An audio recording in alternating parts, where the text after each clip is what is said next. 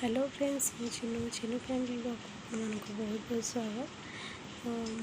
आज हूँ गणेश पूजा। तो गणेश पूजा समस्त को मुझे शुभकामना जनाऊँगी।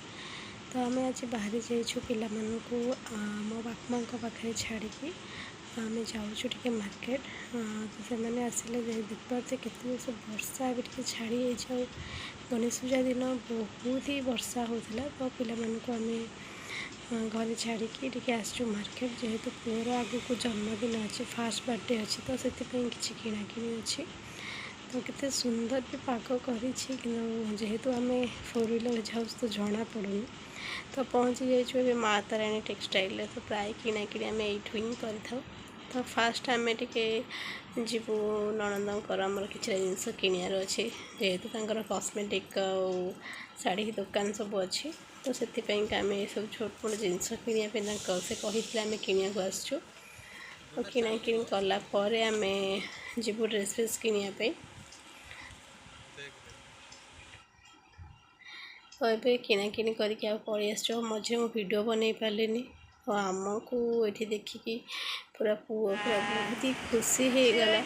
एत समय है 3-4 घंटा उपर है देखी नाला, बहुत ही खुशी से अच्छी। तो झील ये मोर गोटे गोटे ड्रेस बाहर देखा मत आउ पेसेंस भी नाला। तो कहले नाई मु ड्रेस देखेबी। तो यहाँ पुओं किणा।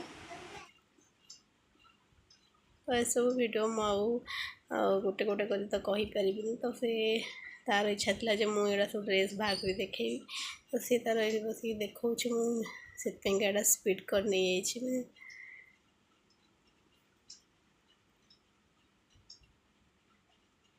तो आज मु घरे ही रहीगली, जेहेतु वर्षा होता गणेश पूजा भी थिला। तो आज मु घरे आउ रिटर्न कलिनी।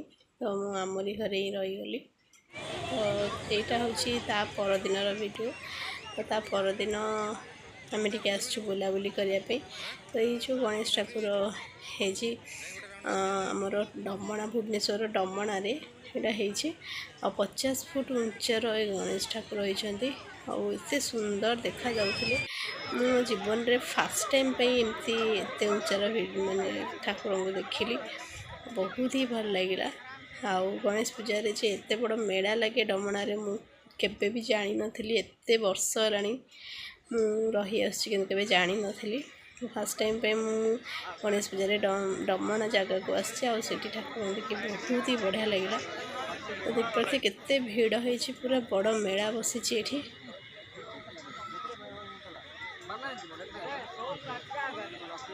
बहुत ही बढ़िया सजासजी होता, बहुत बढ़िया लगे। किंतु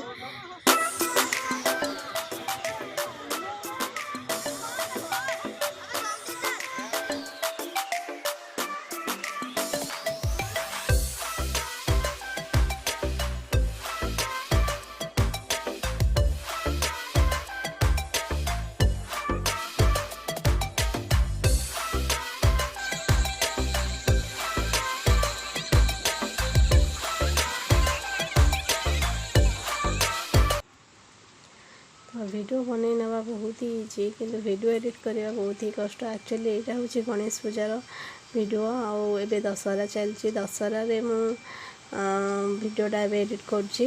तो समय पाइनी, कारण पार्लर काम घर काम भितर समय केते पड़ो जना भी पड़ूनी। तो एमती रही दिन। आशा करूँ भल लगे। देखा नेक्स्ट वीडियो से। तो बहुत खुशी रुहतु, हेल्दी रुहतु। Bye bye.